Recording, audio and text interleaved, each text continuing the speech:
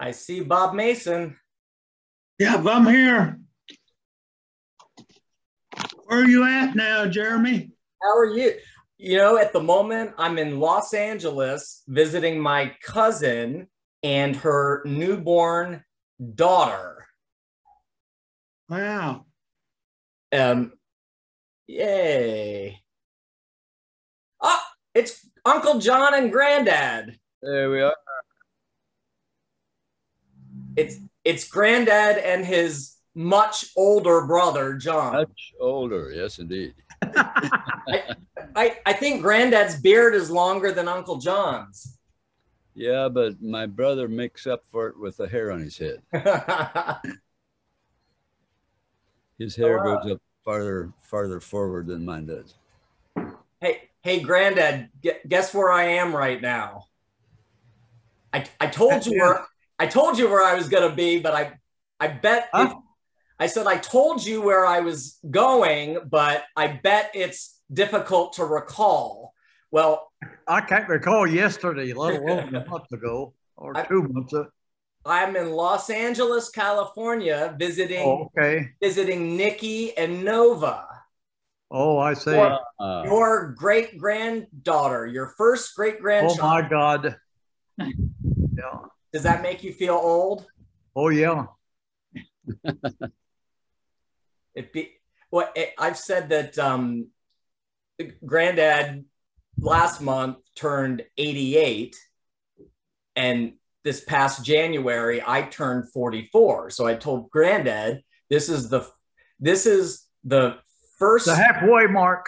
It's the first time that and only time that I'll be half his age, but he's always been more than twice my age. And now after this, he won't ever be more than twice my age. You're right. That's right. And what did I mention, Granddad? The musical instrument that don't say anything, Uncle John. Granddad, the musical instrument that 88 is relative to.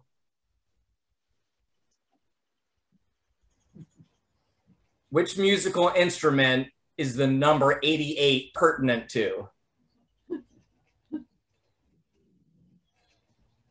Mike Flanigan, Granddad.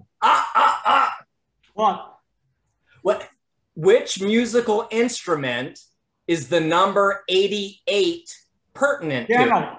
That's it. All right, good. Did you see your brother? 88 keys, doesn't it? Did you see your brother do this? Did that give it away? No. Okay. There's Robert. Hi, Michael. Bob Roberts. How's Michael? John. Hey, John, I got that deal about that Red Hill. Oh, man. What a mess. It doesn't sound like there used to be Navy running that damn thing. Nope. Navy's gone to pot, at least that part of it. And that sounds like that's really in bad shape over there. Oh, yeah. Because the potential is that it will completely ruin the water table, that part of the water table. And that's one of the major sources of water. Probably be able to burn your water with all that fuel in it. I couldn't get that. What? You might be able to burn your water with all that fuel in it. Yeah, well, we need water that we can drink. Well, maybe you need, like we used to have the old H springs here in English. Yeah. That when Luckett had the waterworks. It was good water then. I remember driving past a big old algae-filled water pool up there on Courthouse Hill. Oh, yeah. And, we had a dry summer one time, and they drilled some wells on top of Courthouse Hill. And it came out of the faucets down there almost black. It was almost sulfur water. No. And after that, they built that lake out by Mount Sterling. And they had a big cave under it. And they couldn't hold water in the doggone thing. So then they finally Yeah, they had to go down to the lake, and then our water comes out of Patoka Lake now. Is sulfur water black? No. Oh, I didn't think so. It just tastes black. Oh, flat. Oh yeah, you've got a new hairdo, Jeremy. Yeah, I know. I'm out in Los Angeles visiting my newborn first cousin once removed, and so I've got fun shorts on, and funny haircut. Della and Gordon are joining. You don't have any tattoos yet, do you? No recent ones. You know, I'm gonna try. Let me figure this out here. Hi, Jeremy. Hi, Gordon. Vic is still trying to get in. He called me, and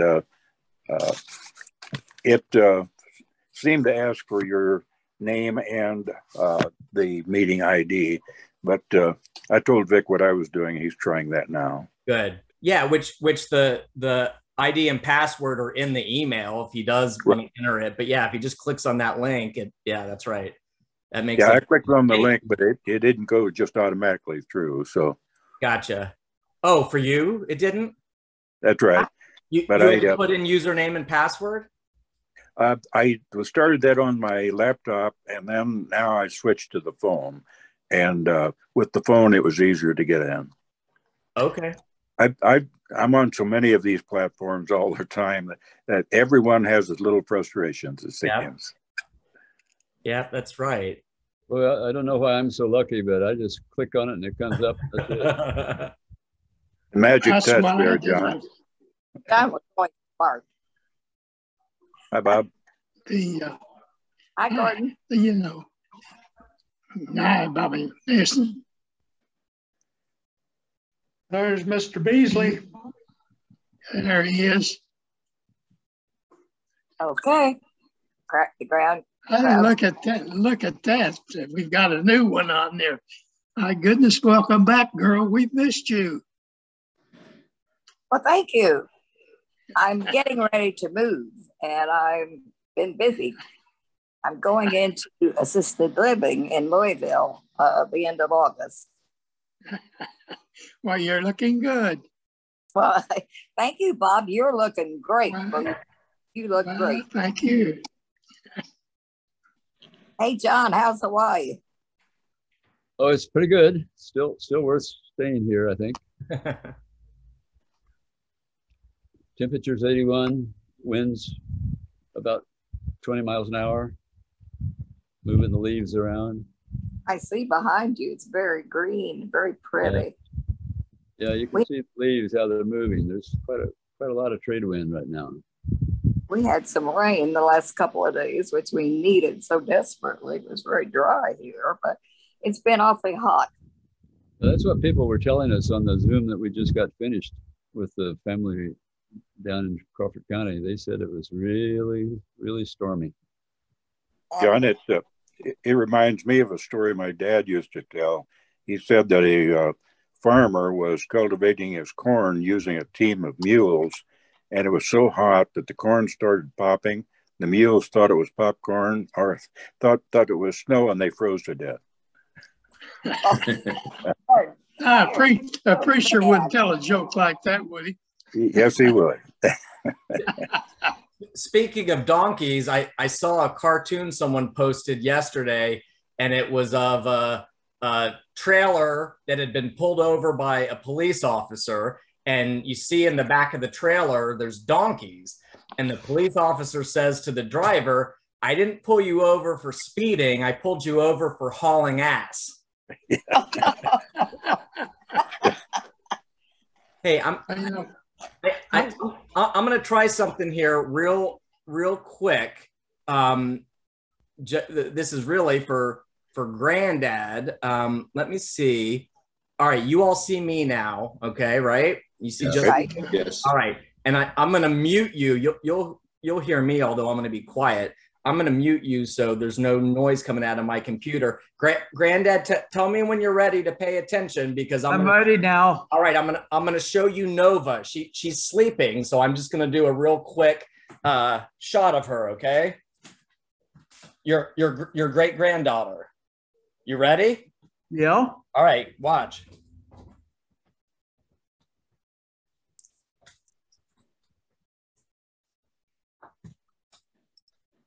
Oh.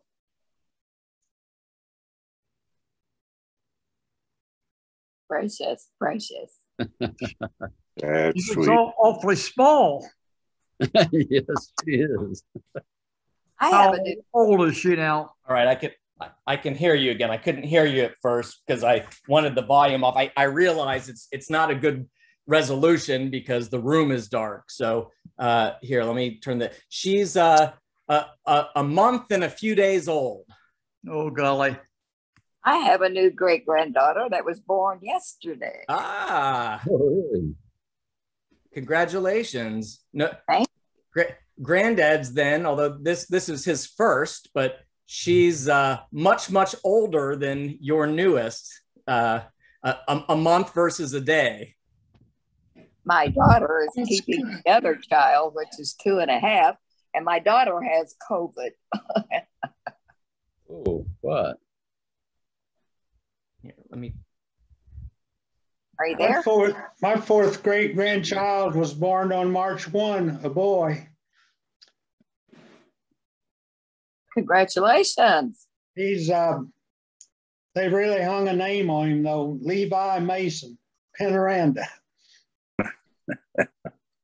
Levi was my grandfather's name, Levi Valley Star.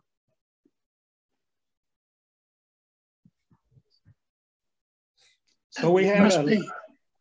have two grandsons, great grandsons, and two great granddaughters now, and the boys are named Eli and Levi.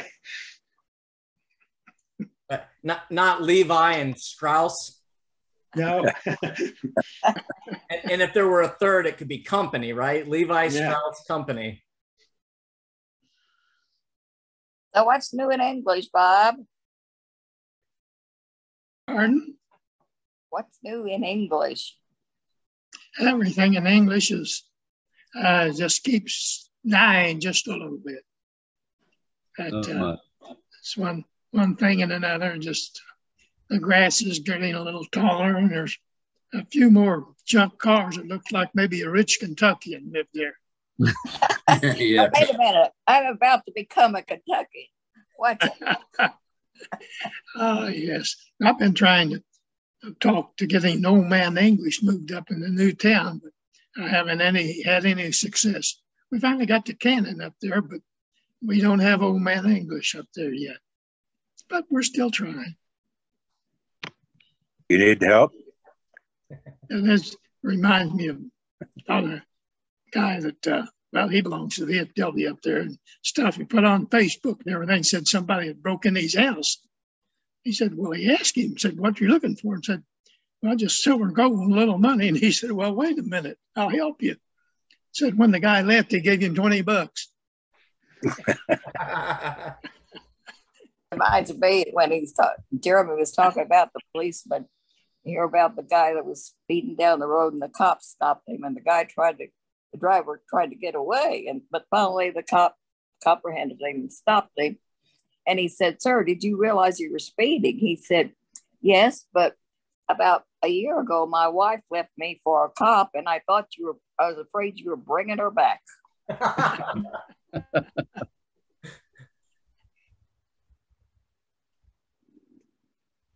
Aren't we a talkative bunch?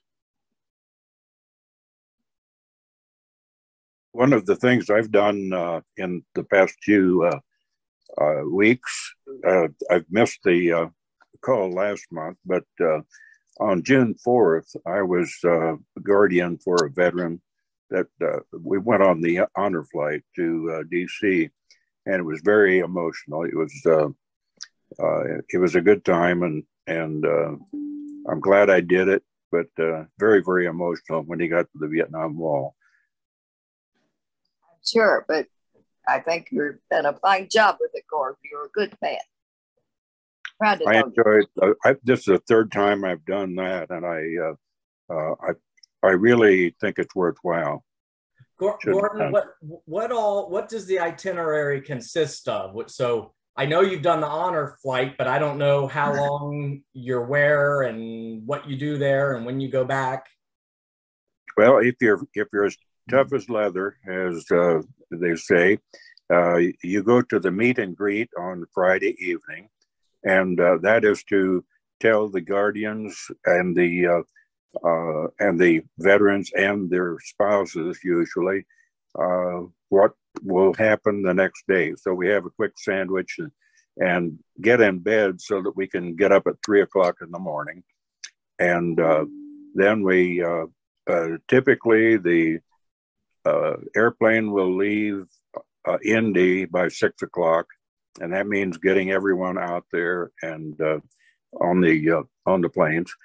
And then when we get to DC, we have 4 big tour buses. And up until this past month, we were not able to have the park police escort, the motorcycle police escort. And that has been resumed. So we get 4 buses led by a motorcycle lead.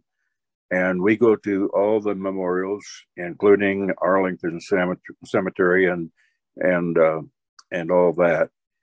And then we get back to the plane and hopefully get back to Indianapolis by 8:30. We hope to, and sometimes do, sometimes don't. All depends on weather and the air traffic controllers and a lot of other things.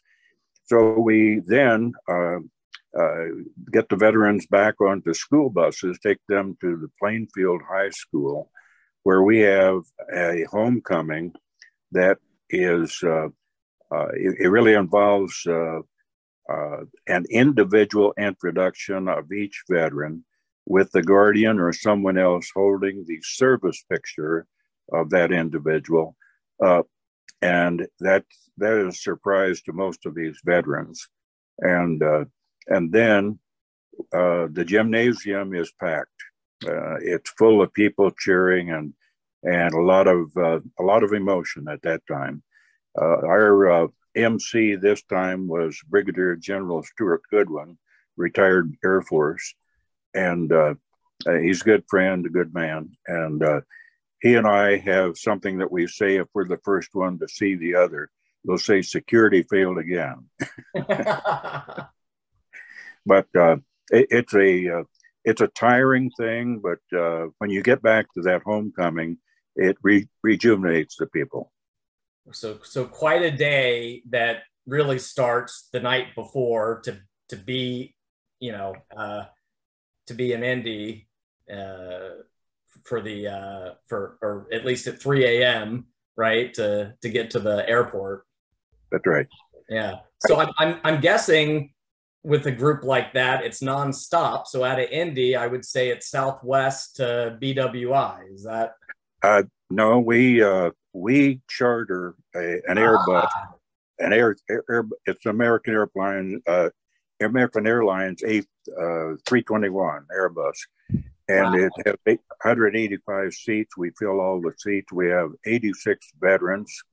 We have a guardian for each. We have the team leads. We have the flight lead. We have the photographers and medics and wheelchairs in the belly of the plane, and it's very well organized, and it just works perfectly.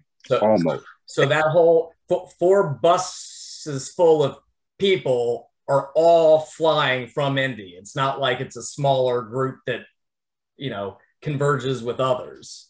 That's correct. Wow, yeah. That's impressive. My nephew's wife is vice president of Honor Flight Greater St. Louis. They do use Southwest, and some of the hubs, there are about 140 hubs in the country. Some of the hubs use just commercial airlines and buy that many seats, but that means they're taking 25 to 30 or something like that. But the way we do it is, in my opinion, ideal. Sounds like it. My veteran, I said, Dwight, you're going to stay in a motel room with me so that Cindy doesn't have to get up at 3 o'clock in the morning.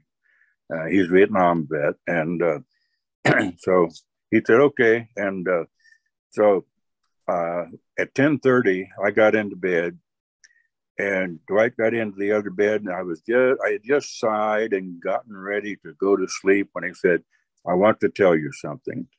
He gave me all the details of 3 men he saw die in Vietnam. Then I tried to sleep, and I woke up at 2 o'clock and got up. And then when we got to the wall, I helped him to the extent that he would let me help, but he took rubbings of 4 men, the 3 that I mentioned, and then an officer that he respected highly. And then he took out his harmonica, tried to play taps, got out 2 notes and cried, stopped, tried again and stopped. And I put my arm around him and said, Dwight, you can do this. Take a deep breath, relax, and do not look at the wall. And he played the most eloquent rendition of taps I've ever heard. And there are hundreds of people at the wall, of course, and it suddenly got very quiet. You could hear nothing but his harmonica. People were taking off their hats, had their hands over their hearts. And what I didn't know was that one of our other volunteers had taken a picture of Dwight, and I had my arm around him. And so that has been on our volunteer Facebook page. And it's one of the stories. Someone said, that's why we fly. And our chairman of the board said, no, that's not why we fly. It's why we must fly, because there are so many other people who deserve this. So it's an important part of my life right now.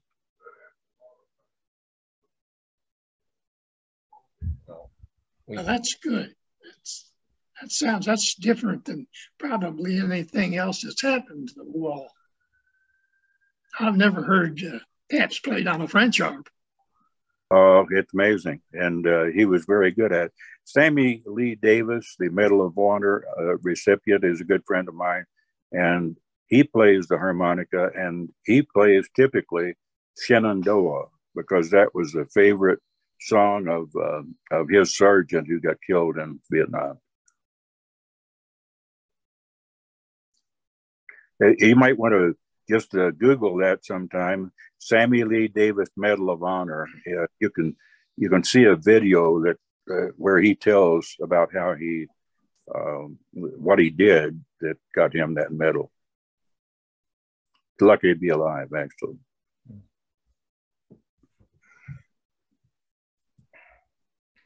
Well, I didn't want to dominate the conversation, but I did want you to know that it's an honor for me to be involved with this.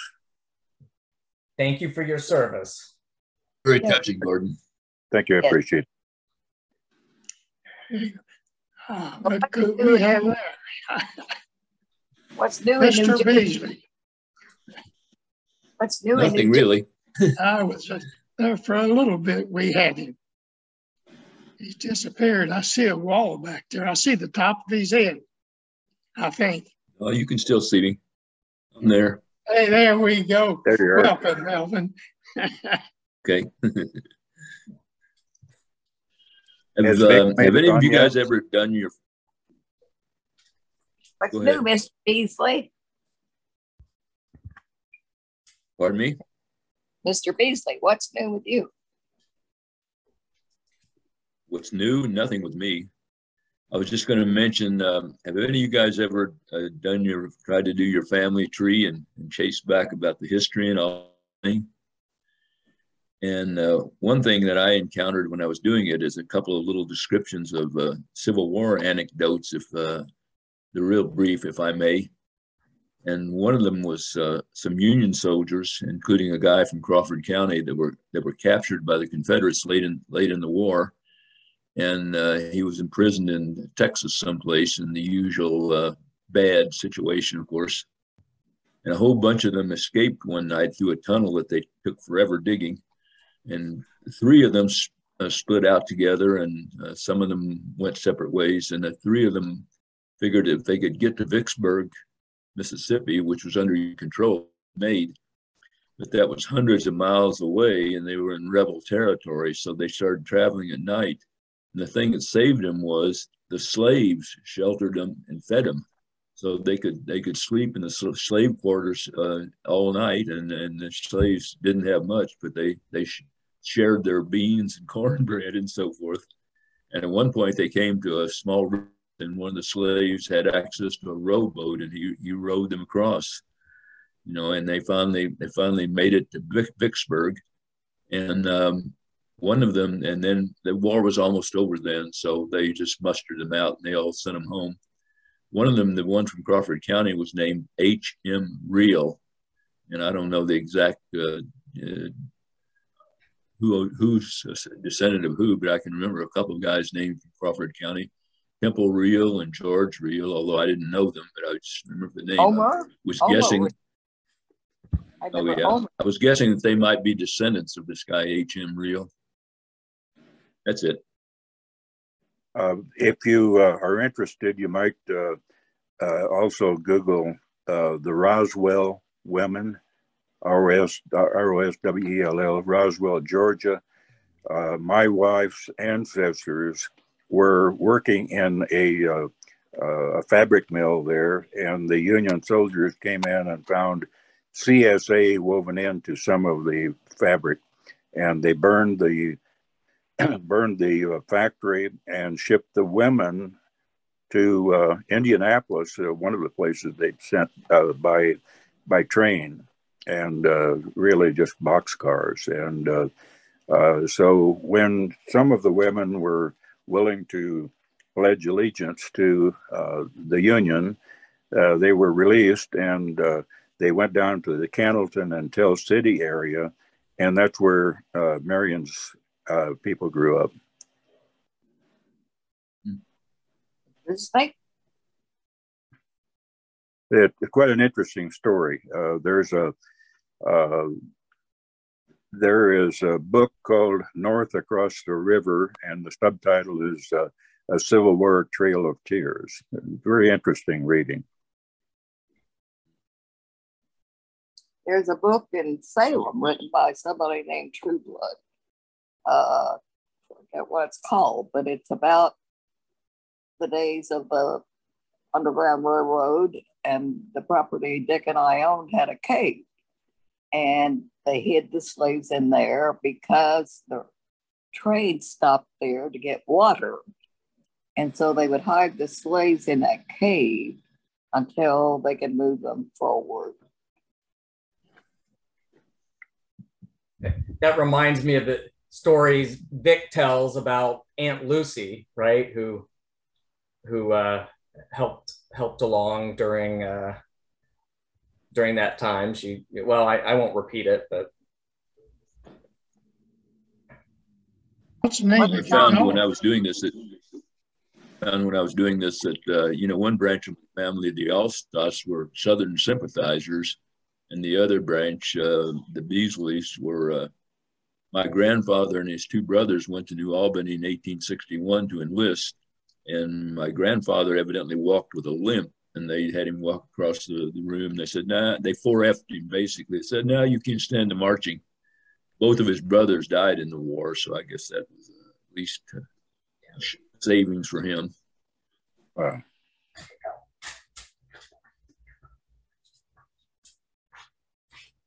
Y'all realize how old we are, right? No. Realize it. I can't believe the things I've seen in 88 years. You know, if you think back until there was no electricity, there was no indoor plumbing, electronics was, nobody would have believed what we're going through now. So I've seen a lot. Some of it good, some of it not so good. We didn't have running water when I grew up in Grantsburg. I said we had 6 rooms in Path. My daughter said she was going to boycott the 4th of July. She said, this is not what they meant for this country to be when they declared the 4th of July. And I have to agree.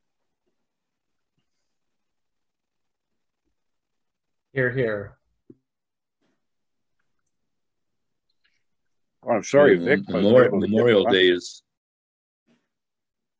Memorial Day is also a sort of changed over the years from what I remember. And we used to call it Decoration Day, remember? And people would decorate all the graves. And yes. Now it's hot dogs and beer day.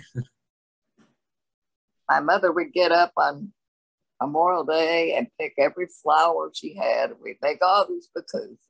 We'd go to 5 or 6 cemeteries. Some of them we had to walk up the woods and pastures. But, you know, even decorating graves has become a dying art. I doubt my children will ever decorate a grave. I still do, but it's a dying art.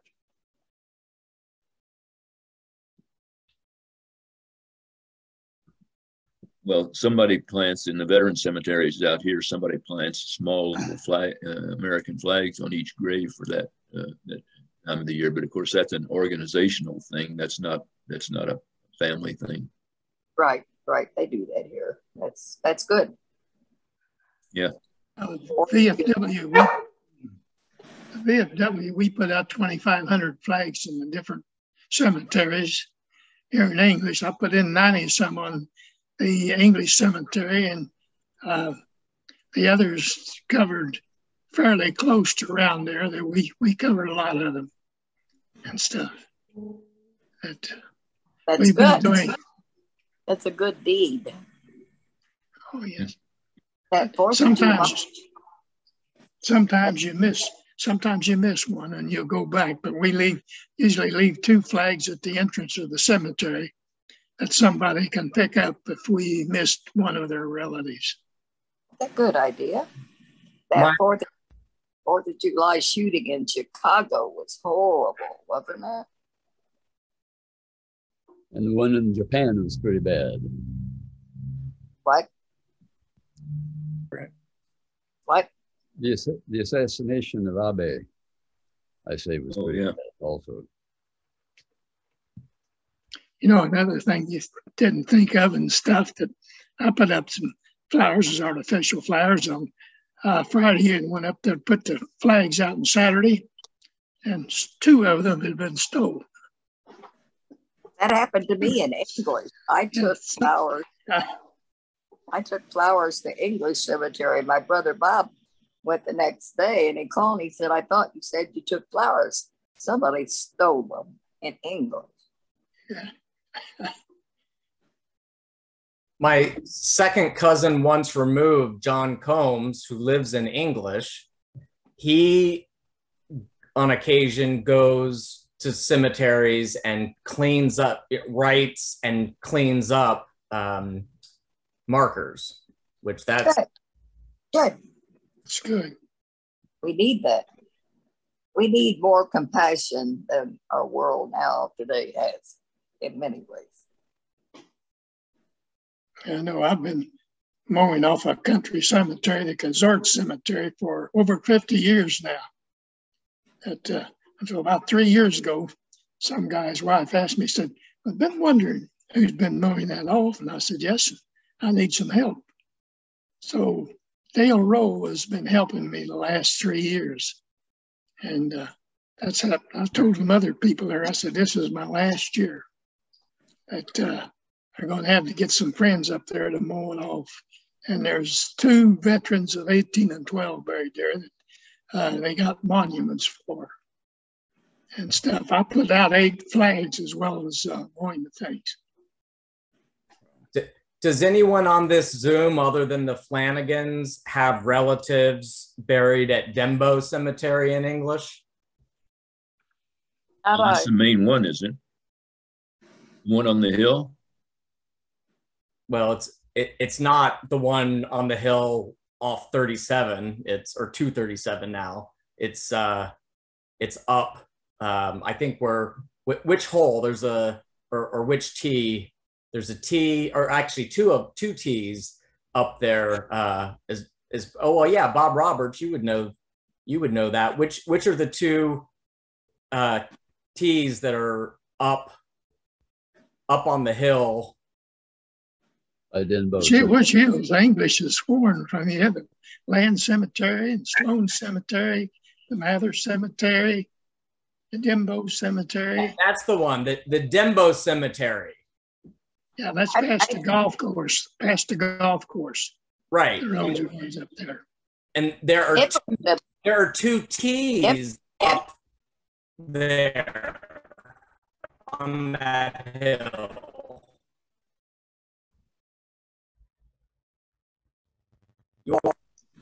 Did it?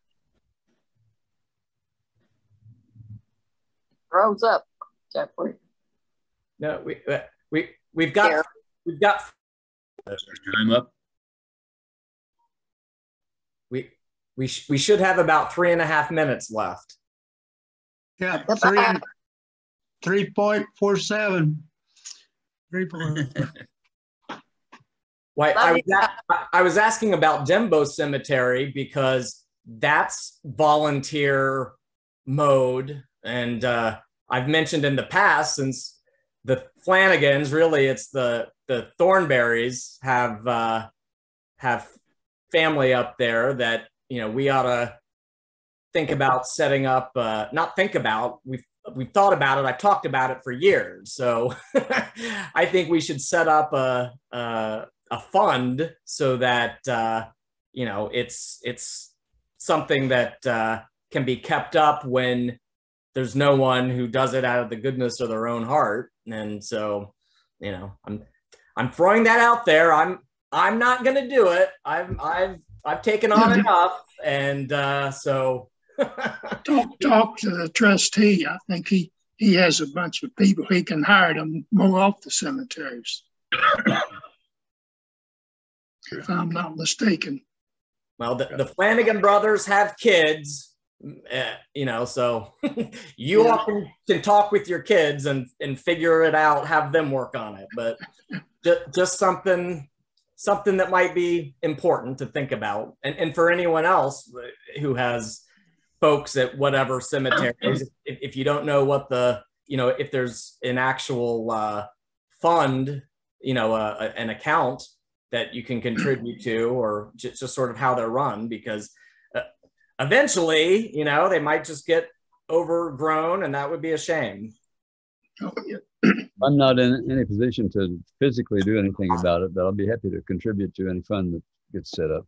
Well, if you talk with your kids and have them coordinate maybe with their cousins, you know, with their generation. Well, if you go up Flanigan's Hollow, there's a tombstone up there that probably the squirrels crack nuts on it. I'm glad it's being useful. But he's not by himself anymore, is he? Isn't Martha Jane with him? Martha Jane and Edna. Pardon? And Dad are up there, I think. Yeah. A few of those cemeteries are associated with nearby churches, aren't they? I assume that somehow the church is involved in caring for them, but I don't know that. It depends. In the case of Dembo, my understanding is that nobody owns it. No one knows who owns it, and that there's no account set up to cover the upkeep. Many years ago, I was up at the courthouse trying to find an owner of it, and there's none listed. Yeah, and no, Maury and Martha Jane are behind the Flanigan house. Up Flanigan's Hollow. And Edna, close to Flanigan's Cliff. And Edna, yeah. It's all Flanigan. Right. Mm. Is the Flanigan house still there? No. No. Long gone. By the way, that picture that I showed some time ago that looked like it was the Flanigan house, I don't remember whether I showed it to you guys, but there was a picture in a book that Ann was reading